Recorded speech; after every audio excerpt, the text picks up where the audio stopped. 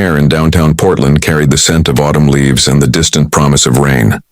David Harrison sat alone at a sidewalk table outside Café Bellecourt, watching the city settle into its familiar rhythm of evening commuters and early diners.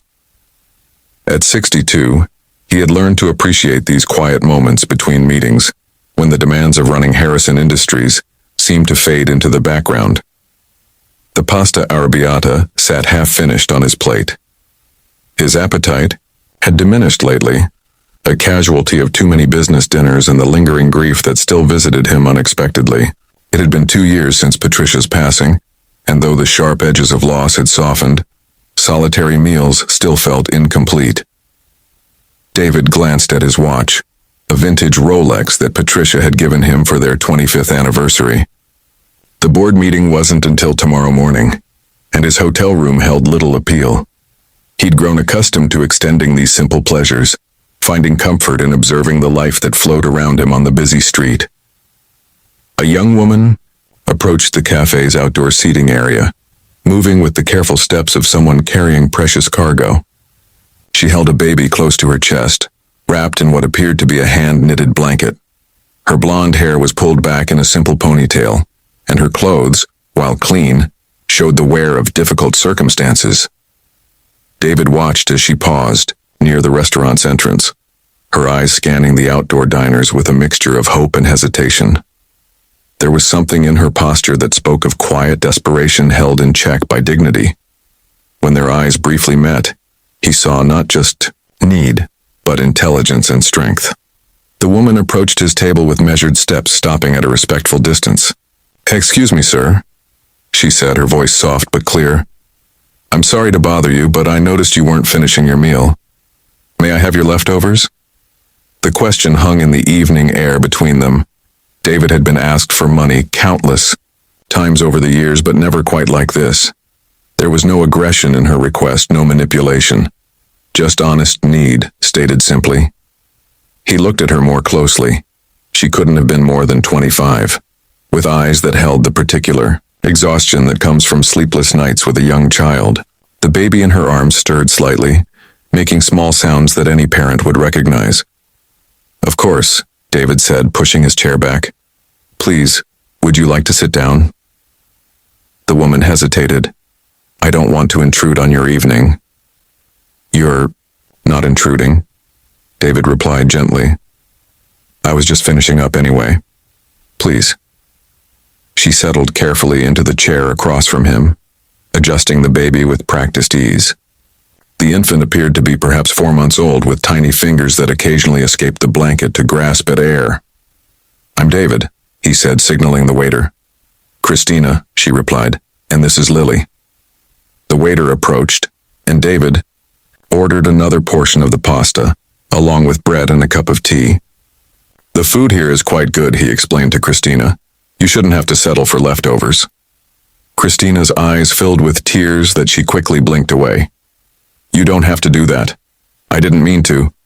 "I know what you meant," David said softly, "but I'd like to buy you dinner if you'll allow me." As they waited for the food to arrive, Christina told him pieces of her story. She had come to Portland 6 months ago, fleeing an abusive situation. She'd found work at a diner, but the hours were unpredictable and childcare was expensive. 2 weeks ago, the diner had closed suddenly, leaving her without income. "I've been staying at the women's shelter," she explained, gently rocking Lily. "But there's a waiting list for the longer-term programs. I have a job interview tomorrow, at a hotel downtown, housekeeping position. It's not much, but it's a start." David listened without interrupting, recognizing the courage it took to share such personal details with a stranger. He thought of his own daughter, Sarah, now 35, and living in Seattle with her family. What if she had ever found herself in such circumstances? When Christina's meal arrived, she ate slowly, savoring each bite while keeping one hand free to comfort Lily. David found himself thinking about the countless business dinners he'd attended, the expensive meals that had become routine, meaningless. "How old is Lily?" he asked. 4 months next week, Christina replied, her voice warming as she looked at her daughter. She's been such a good baby through all of this. Sometimes I think she understands that we're in this together." David smiled. "Babies are more perceptive than we give them credit for. My daughter was the same way when she was small. She seemed to sense when Patricia and I needed her to be patient with us as we learned to be parents." "You have a daughter?" "Sarah. She has 2 children of her own now, 8 and 10. David pulled out his phone, showing Christina a recent photo from his granddaughter's school play. Time moves so quickly. One day you're worried about teething and sleepless nights, and the next thing you know, you're watching them graduate from college. They talked as the evening deepened around them. Christina shared her dreams of finishing her nursing degree someday, of giving Lily the stable life she deserved. David found himself talking about Patricia, about the foundation they had started together to help families in crisis. "She always said that everyone deserves a second chance," David said, "that circumstances don't define character." As the cafe began to wind down for the evening, David made a decision that felt both spontaneous and inevitable. He reached into his jacket and pulled out a business card, writing something on the back. "Christina," he said, "I want you to call this number tomorrow morning. Ask for Helen Martinez. She's the director of our family assistance program." Christina looked at the card, then back at David. "I don't understand." "The Harrison Foundation provides emergency support for families in transition. Temporary housing, assistance, childcare vouchers, job placement services. It's what we do." Christina stared at the card, her hands trembling slightly. "But why? You don't even know me." David was quiet for a moment, watching as Lily opened her eyes and gazed around with the unfocused wonder of infancy. "Because 35 years ago my wife and I were young and struggling. We had big dreams but no money, and Sarah was just a baby. A stranger helped us when we needed it most. Not just with money, but with opportunity and dignity." He paused, remembering. "That man, Mr. Kowalski, gave me my first real job. He saw something in me that I couldn't see in myself at the time.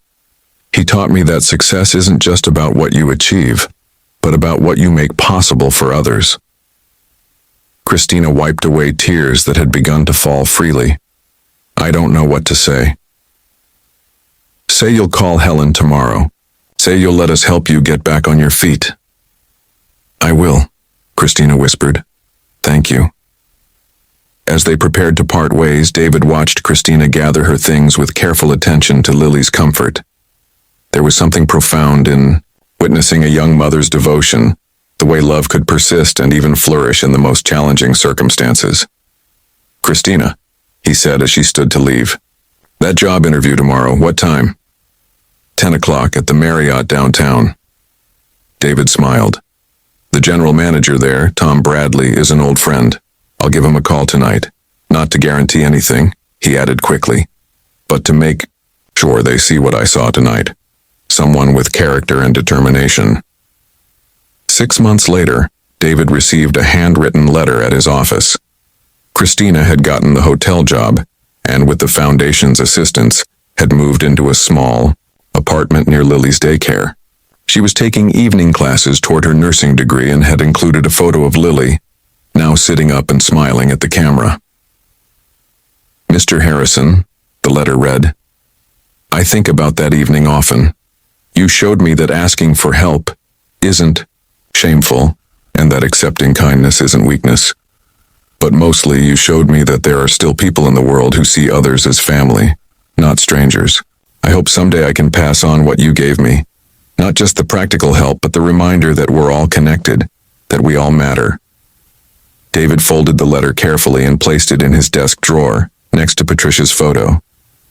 He thought about that evening outside the cafe, how a simple request for leftovers had reminded him of something essential about human connection and the privilege of being able to help. That night, he called Sarah in Seattle. "I've been thinking about your mother's favorite saying," he told her, "about everyone deserving a second chance." "What about it, Dad?" "I think she would have added something to that. I think she would have said that sometimes giving someone else a second chance gives you one too."